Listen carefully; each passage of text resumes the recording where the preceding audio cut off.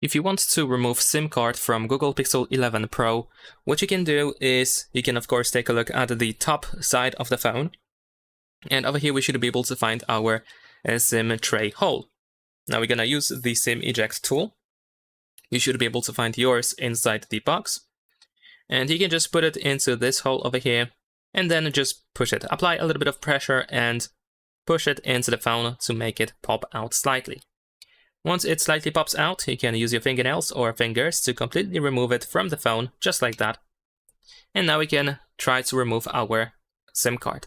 Now I think the best way to actually remove the SIM card is by looking at this side. So on the reverse side over here, you have these two holes. You can use the eject tool and you can just poke it from that side where we have this hole, one or the other. And then the SIM card should drop very easily. And of course, now we just have to put the SIM tray back into the phone. Of course, you definitely want to do that.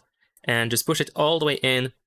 And make sure that the SIM tray is fully inserted back into the phone. It should not stick out to avoid causing damage to the phone.